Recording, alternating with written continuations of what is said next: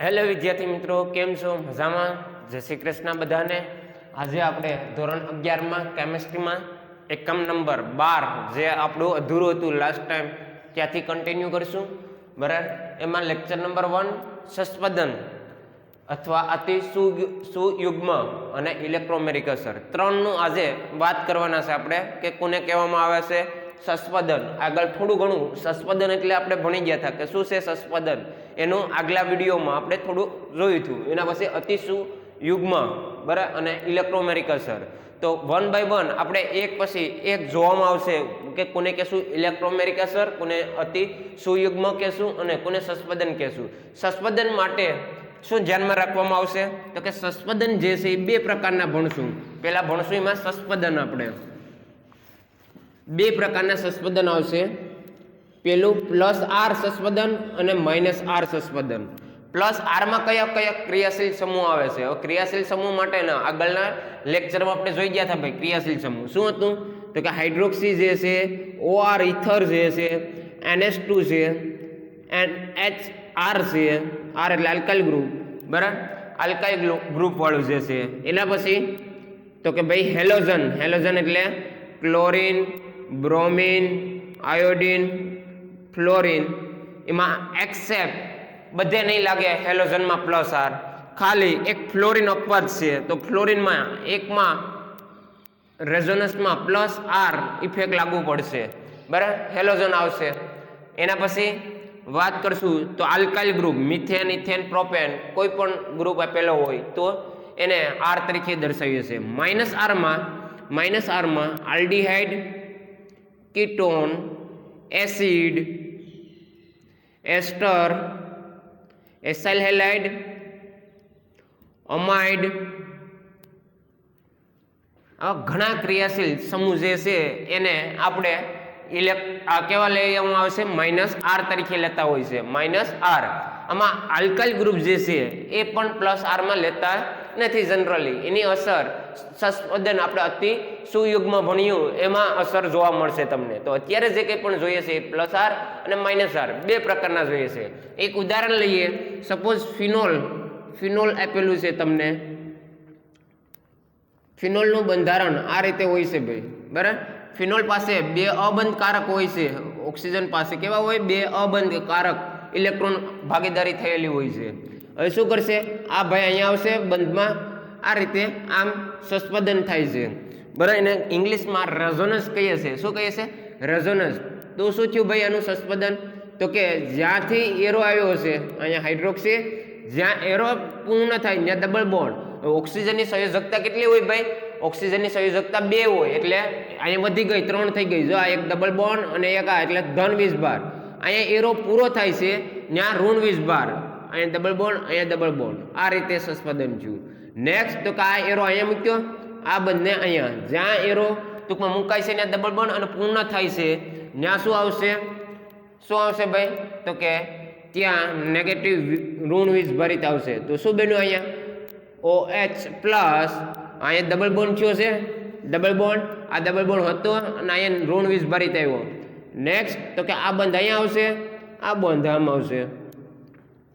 શું થાય છે ભાઈ? અહીં ડબલ બોન્ડ હતો, અહીંયા ડબલ બોન્ડ, અહીં ડબલ બોન્ડ OH પ્લસ આ ઋણ 20 ભરિત. નેક્સ્ટ શું કરીશ ભાઈ?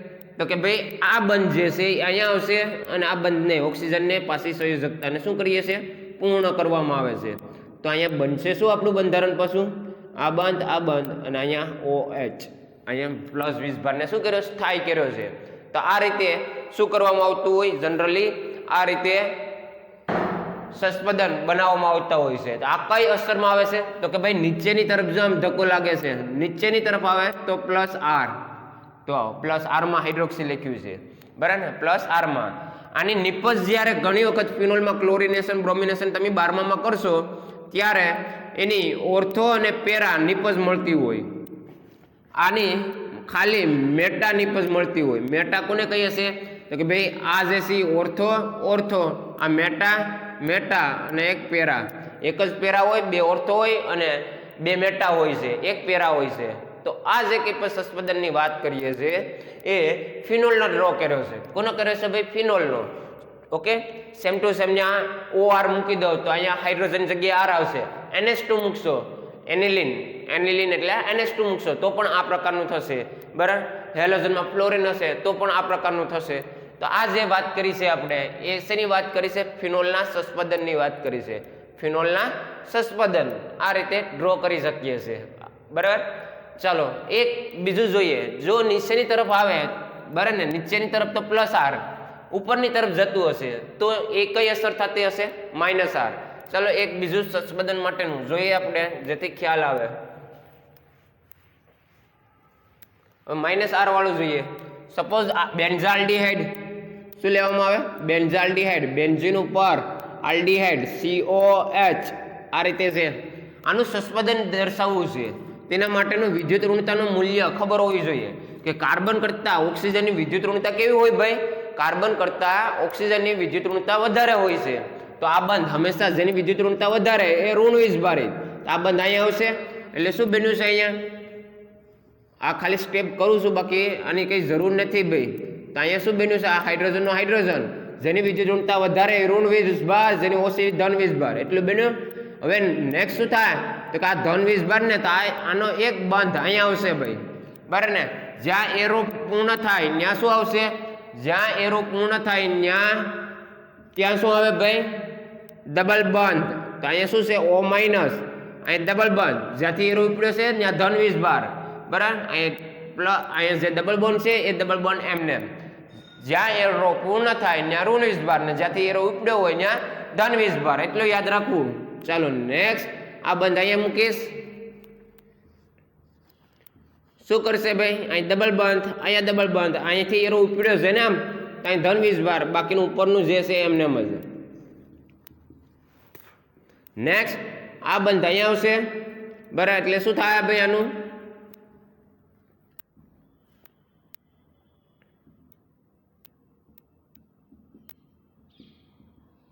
અહીંયા ધન વીજભાર. નેક્સ્ટ શું કરે છે ભાઈ? નેક્સ્ટ તો કે આ ઋણ વીજભાર અહીંયા આવશે, આ બંધ અહીંયા આવશે. એટલે પાછું જો બેન્ઝાલ્ડિહાઇડ જે છે એનું બેન્ઝાલ્ડિહાઇડ મળશે તમને. તો આ જે છે એમાં શું થાય છે? ઉપરની તરફ બંધ ઓપન થાય છે. જો એરા ક્યાં આવે છે? ઉપરની તરફ આમ આવે છે. ઉપરની તરફ આવે ત્યારે કેવા હોય? -R હોય. -R તરીકે દર્શાવવામાં આવે. તો આલ્ડિહાઇડ, કીટોન, એસિડ, એસ્ટર, અમાઇન, SO2 બધા આ જે ક્રિયાશીલ સમૂહ છે એને -R માં દર્શાવતા હોય. CN, આમાં CN એડ કરી શકીએ છીએ. NO2, બરાબર, SO3S, આ બધા જે ક્રિયાશીલ છે એ -R માં તમને જોવા મળશે. તો આ સસ્પદનની વાત કરી હતી. સસ્પદન પછી હવે નેક્સ્ટ જોશું ઇલેક્ટ્રોમેરિક અસર. પહેલા સસ્પદન ક્લિયર.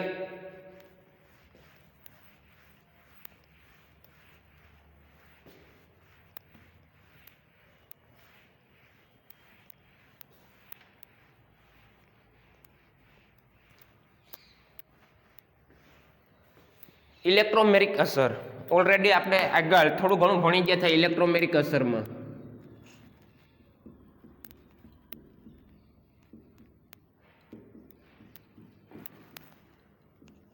શું હોય? ઇલેક્ટ્રોમેરિક અસરમાં ભાઈ તો કે ભાઈ બે પ્રકારની ઇલેક્ટ્રોમેરિક અસર, પ્લસ ઇલેક્ટ્રોમેરિક ને ઈ કહેશું, અને minus electromeric. Plus electromeric and minus electromeric. હવે પ્લસ ઇલેક્ટ્રોમેરિક ક્યારે થાય અને માઇનસ ઇલેક્ટ્રોમેરિક ક્યારે થાય? પ્લસ માટે સપોઝ અહીંયા તમને આલ્કિન આપેલું છે કોઈ પણ, એની સાથે હાઇડ્રોજન પ્લસ સાથે પ્રક્રિયા કરાવો છો, બરાબર ને? એટલે આ બંધ આમ હંમેશા આવશે. જે ટૂંકમાં પ્લસ વીજભાર છે એની પાસે ખાલી ઇલેક્ટ્રોન છે. શું છે? ખાલી. એ બીજાના ઇલેક્ટ્રોન લઈ શકે છે, બરાબર ને? એટલે આ જે છે એ બીજાને સ્વીકારે છે, એની પાસે ખાલી છે ને. એટલે બીજા કોઈ તમારી પાસે ખાલી હોય, રૂપિયાનું એકાઉન્ટ ના ભર્યું હોય અને બીજા કોઈક આપે તો તમે લેવા માટે શું થશે? સંમત થયા છો ને, બરાબર? તો આ શું થાય? આ બંધ આમ આવશે. એટલે જ્યાંથી એરો ઉપડ્યો છે એની પર ધન વીજભાર, જ્યાં એરો ટૂંકમાં આ બંધ પહેલા આમ આવતું હશે. જો ન ખબર પડે તો આ રીતે કરાય. આમ અહીંયા ઋણ વીજભાર, તો ઋણ સાથે કોણ જોડાય? ધન વીજભાર. તો અહીંથી જ્યાંથી એરો ઉપડ્યો ત્યાં શું આવી ગયો? ધન વીજભાર. તો અહીંયા હાઇડ્રોજન. આને પ્લસ ઇલેક્ટ્રોમેરિક અસર કહીએ છીએ. શું કહીએ છીએ? પ્લસ ઇલેક્ટ્રોમેરિક. બીજું એવું જ ઉદાહરણ માઇનસ ઈમાં જોઈએ, બરાબર? CN minus. માઇનસ એટલે શું થયું ભાઈ? માઇનસ એટલે કે એની પાસે વધારાના ઇલેક્ટ્રોન છે એ કોઈને આપી શકે એમ છે, બરાબર ને? આપી શકે એટલે શું કરશે? આ બંધ અહીંયા આવશે અને આ બંધ આમાં આવશે, એટલે જ્યાં એરો પૂર્ણ થયો ત્યાં શું આવશે? નેગેટિવ વીસભાર, અને જ્યાં જોડાવાનું છે ત્યાં ક્રિયાશીલ સમૂહ જોડાશે, તો CN. તો આને માઇનસ ઇલેક્ટ્રોમેરિક, ઋણ ઇલેક્ટ્રોમેરિક અસર કહેવામાં આવે છે. તો ધન ઇલેક્ટ્રોમેરિક અને ઋણ ઇલેક્ટ્રોમેરિક અસર, આ બે પ્રકારનું આ રીતે તમને જોવા મળતું હોય છે, બરાબર?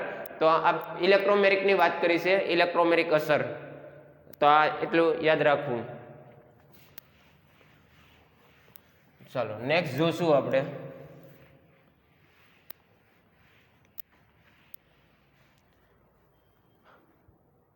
અતિ સુયુગ્મ. અતિ સુયુગ્મ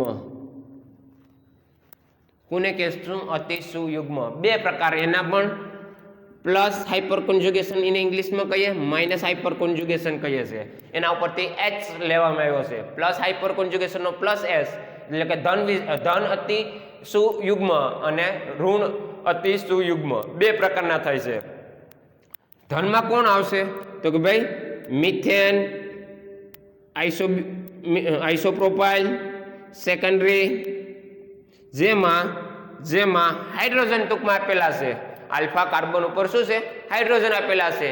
એને આપણે કેવું કહેશું? પ્લસ હાઇપર કોન્જ્યુગેશન કહેશું. આમાં શું આવશે ભાઈ? માઇનસ હાઇપર કોન્જ્યુગેશનમાં CF3, CCl3 આ બધા કોઈ પણ લઈએ, CBr3 આ કોઈ પણ લઈએ છે એ માઇનસ હાઇપર કોન્જ્યુગેશનમાં આવશે, એટલે કે એને અતિ સુયુગ્મ ઋણ કહીશું. શું કહેવામાં આવશે? ઋણ કહેવામાં આવે. અને ધનમાં મિથેન, ઉદાહરણ દ્વારા જોઈએ જેથી ખ્યાલ આવે આપણે કે કોને ધન કેવું, કોને ઋણ કેવું. સપોઝ ટોલ્યુન, બરાબર ને? ટોલ્યુન એટલે કે બેન્ઝીનની ઉપર શું છે ભાઈ? 3 હાઇડ્રોજન છે, કાર્બન છે એક, અને કાર્બન સાથે 3 હાઇડ્રોજન જોડાયેલા છે. કાર્બન છે અને એની સાથે 3 હાઇડ્રોજન જોડાયેલા છે. સેમ ટુ સેમ કોના જેવું? અતિ સુયુગ્મ. તો કે ભાઈ અતિ સુયુગ્મ જે છે એ રેઝોનન્સ સંસ્પંદન જેવું કામ કરશે. તો શું કરશે? તો કે ભાઈ અહીંયા આ હાઇડ્રોજન અને કાર્બન એમાં બેમાંથી વિદ્યુત ઋણતા કોની વધારે? તો કે ભાઈ કાર્બનની વધારે. કોના કરતા? હાઇડ્રોજનની. હાઇડ્રોજનની 2.1 છે અને કાર્બનની 2.5 છે. તો જેની વિદ્યુત ઋણતા વધારે એ કેવું થાય? ઋણ વીસભારિત. એટલે આ બંધ આમ આવ્યો તો એનું ડાયરેક્ટ કઈ રીતે ટ્રાન્સલેટ કરીશ? તો કે ભાઈ એ જે કંઈ પર ઋણ આવ્યું છે એને ડાયરેક્ટ હું આમ જ એડ કરાવી દઈશ, અને આ બંધ અહીંયા. એટલે શું થયું? હાઇડ્રોજન પ્લસ દૂર થયું હશે ભાઈ, આમ હાઇડ્રોજન પ્લસ, એને હું અહીં ન લખું, ત્યાં જ દર્શાવીશ આમ. એટલે શું થાય? અહીંયા સંસ્પંદનમાં જ્યાં એરો પૂર્ણ થયો ત્યાં ઋણ વીસભાર, બાકીના ડબલ બોન્ડ. અહીંયા ડબલ બોન્ડ, એક હાઇડ્રોજન, બીજો હાઇડ્રોજન, અને એક હાઇડ્રોજન કેવો રહ્યો? ધન વીસભારિત. એક હાઇડ્રોજન કેવો રહ્યો? ધન વીસભારિત ભાઈ. ઓકે, ચાલો નેક્સ્ટ શું કરીશ? તો કે એના સંસ્પંદન હવે તો ડ્રો કરી શકીએ ને. શું કરશું? આ ઋણ વીસભારિત અહીંયા, એ જે ઋણ વીસભારિત હતો એનું હવે શું કરીશ? આ ઋણ વીસભારિત અહીંયા આવશે, આ બંધ અહીંયા આવશે. હવે તો સંસ્પંદન જેવું જ કામ છે ભાઈ. શું થાય? અહીં ડબલ બોન્ડ, અહીં ડબલ બોન્ડ, અહીં ઋણ વીસભારિત. આનું સંસ્પંદન અહીંયા આ રીતે. આ તો ઓલરેડી હવે જેમ ફિનોલ હમણાં કર્યું હતું એ જ રીતે તમને જોવા મળશે, બરાબર? નેક્સ્ટ આ બંધ આમ આવશે, આ અહીંયા આવશે, અને એની સાથે શું જોડાશે? હાઇડ્રોજન. તો તમને ઋણ વીસભારિત શું થાય? અહીંયા પાછો 3 હાઇડ્રોજન થઈ જશે, બરાબર? 3 હાઇડ્રોજન. આ અહીંયા બંધ છે એ અલ્ટરનેટિવ આમ આવશે ભાઈ, આ રીતે. આ તો સંસ્પંદન જેવું જ કામ થયું છે ભાઈ. ઓકે, આ શું કહેશું? પ્લસ હાઇપર કોન્જ્યુગેશન એટલે અતિ સુયુગ્મ. કેવું? ધન વીસભારિત કહેશું. ઋણ વીસભારિત હોય તો આનાથી ઉલટું. એની સાથે સાથે એક કન્સેપ્ટ એ પણ ભણી લઈએ કે સપોઝ આ ફોર્મમાં તમને ઉદાહરણ આપ્યું છે. હવે આના તમને સંસ્પંદન કીધા છે, અથવા આ ન કીધું હોય, આ રીતે જ કીધું છે. આ બંધારણ આપ્યું છે, આના કેટલા અતિ સુયુગ્મ બંધારણ થાય છે? તો કે ભાઈ અતિ, અહીંયા જવા દઉં છું જેથી સમજી શકે ભાઈ બધું. આવું બંધારણ આપ્યું છે તમને. ઇથાઇલ કેટાયન આ પ્રમાણે આના અતિ સુયુગ્મ સસ્પેદન કેટલા? તો કે ભાઈ જોઈ લઈએ આપણે આલ્ફા કાર્બન. કાર્બન ધન વીજભારિત હોય એનો બાજુનો કાર્બન હોય એ આલ્ફા હોય. શું હોય? જે ધન વીજભારિત છે એનો બાજુનો કાર્બન હોય એ કેવો હોય? આલ્ફા હોય છે ભાઈ. આલ્ફા લીધો છે. હવે શું કરીશ? તો કે ભાઈ પહેલી વાર આ હાઇડ્રોજન અહીંયા લઈ લઉં એટલે એની ઉપર શું થઈ જશે? અહીંયા ધન વીજભારિત અને અહીંયા શું થઈ ગયું? CH2 હાઇડ્રોજન આવી ગયો છે. બરાબર. બીજી વાર આને લીધો છે આમ. બરાબર. એટલે શું થાય ભાઈ? નીચે વાળો લઉં તું તો આ હાઇડ્રોજન એમને એમ રહેશે, આ હાઇડ્રોજન એમને એમ રહેશે. અહીંયા શું થઈ ગયું? CH3 થઈ ગયું. ત્રીજી વાર શું કરીશ? આને લઈએ ભાઈ, આને આમ લઉં છું તો શું થાય ભાઈ? તો કે ભાઈ અહીંયા હાઇડ્રોજન, આ હાઇડ્રોજનનો એમને એમ રહેશે, અહીંયા ધન વીજભારિત, અહીંયા CH3. તો ટોટલ કેટલા છે? 1 2 ને 3 અને એક આ 4 પ્રકારના શું છે? ટોટલ અતિ સૂક્ષ્મ અતિ સુયુગ્મ બરાબર ને ટોટલ 4 પ્રકારના થશે. તો ટૂંકમાં આલ્ફા હાઇડ્રોજન જેટલા બરાબર ને એવું યાદ રખાય, જેટલા alpha number of alpha hydrogen બરાબર ને આલ્ફા હાઇડ્રોજન પ્લસ 1 કરી દેવાનું. જેટલા આલ્ફા હાઇડ્રોજન હોય એના પ્લસ 1 એટલે ટોટલ બંધારણ મળે.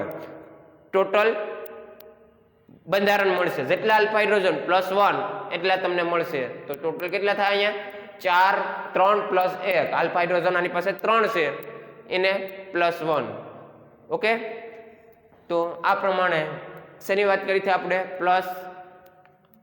પ્લસ હાઇપર કોન્જુગેશન અથવા એને ધન અતિ સુયુગ્મ કહેશું. ધન અતિ સયુગ્મ કહેવામાં આવે છે. ચાલો નેક્સ્ટ એના પછી ઋણ જોઈએ.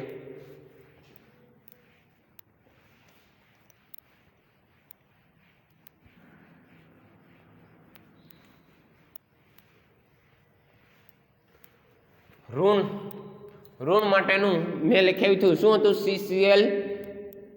CCl3 બરાબર ને અથવા F જે કોઈ પણ લખો. હું અહીંયા F દર્શાવું છું. 3 થાય કાર્બનની સંયોજકતા પૂર્ણ કરવા માટે. ટોટલ 4 સંયોજકતા હોય એટલે આ રીતે થયું. હવે આનું અતિ સુયુગ્મ કરશું એટલે કોની વિદ્યુત ઋણતા વધારે ભાઈ? કાર્બનની કે ફ્લોરિનની? તો કાંઈ ફ્લોરિનની વધારે. એટલે શું થાય? ફ્લોરિનની વધારે એટલે આ બંધ આમ તરફ આવશે. બરાબર. એટલે અહીંયા ધન વીજભાર, બાકીનો ડબલ બંધ. અહીંયા ડબલ બંધ F અને F 2 રહેશે. એક F માઇનસ દૂર થશે. તો આને કેવું થાય? બહારની તરફ જાય છે. બહારની તરફ જાય તો એને માઇનસ હાઇપર કોન્જુગેશન કહેશું. ઋણ અતિ સુયુગ્મ કહેશું. શું કહેશું? ઋણ અતિ સુયુગ્મ કહેશું. ઋણ અતિ સયુગ્મ કહેવામાં આવે છે. ઓકે. તો એવા બધા એના સંસ્પદન તમે જેમ આપણે 3 અત્યાર સુધીમાં જોઈએ છે એ પ્રમાણે ડ્રો કરી શકો છો. 3 3 નું સંસ્પદન ડ્રો કરી શકીએ છીએ. ચાલો એવું જ ઉદાહરણ કોઈ પણ બીજું લઈએ કે ભાઈ CF3 CH2 પ્લસ.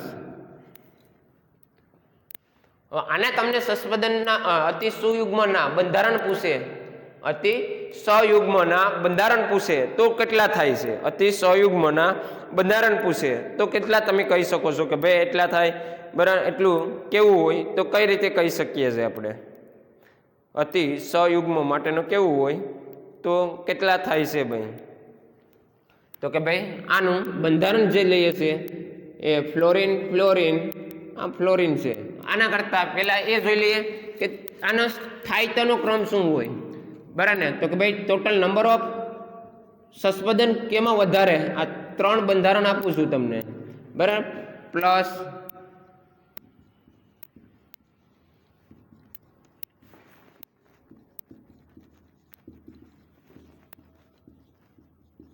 આમાં 4 બંધારણમાંથી કોના નંબર ઓફ કોના આમાંથી સંસ્પદન અતિ સુયુગ્મ વધારે થશે? અતિ સુયુગ્મ હાઇપર કોન્જુગેશન કોના વધારે થાય? તો કે નંબર ઓફ આલ્ફા હાઇડ્રોજન વધારે. બરાબર ને? +1 કરી દો એટલે આના કેટલા? અહીં ધન વીજભારીનો આલ્ફા 1 થયો. આ 1 આલ્ફા, આ બીજો આલ્ફા છે, આ આલ્ફા છે. તો ટોટલ કેટલા? 3 309 9 + 1 એટલે ટોટલ આલ્ફા હાઇડ્રોજન કેટલા થયા? 10. અહીંયા આ આલ્ફા 1 ધન વીજભારની બાજુમાં કેટલા? આ 2. બરાબર ને? તો ટોટલ 6 + 1 તો 7. આમાં કેટલા થયા? તો કે 1 જ આલ્ફા તો 3 + 1 એટલે કેટલા થયા? 4. અહીં કેટલા છે ભાઈ? એની બાજુમાં તો કોઈ નહીં ને. તો 0 + 1 એટલે 1 થયું છે. આ શું છે? આ 1 નું 1 જ રહે. આમાં કોઈ ફેરફાર ન થાય. તો ટોટલ નંબર ઓફ જેટલા આલ્ફા હાઇડ્રોજન એમ એની સ્થાયીતા વધારે, જેટલા આલ્ફા હાઇડ્રોજન વધારે એટલે એની સ્થાયીતા વધારે. તો આજે જે કંઈ પણ લેક્ચરમાં જોયું છે એ સસ્પદનની ને વાત કરી છે, તો એટલી જ એને ધ્યાનમાં રાખવાનું રહેશે ભાઈ તમારે. સસ્પદન કોને કહીએ છે? બરાબર. અતિસયુગ્મ કોને કહે છે? ઇલેક્ટ્રોમેરિક અસર. બે પ્રકારની ભણાય છે, તો ઇલેક્ટ્રોમેરિક અસર કોને કહેવામાં આવે છે? તો એટલું યાદ રાખજો. તો આજના લેક્ચરમાં એટલું રાખશું. થેન્ક યુ, આભાર.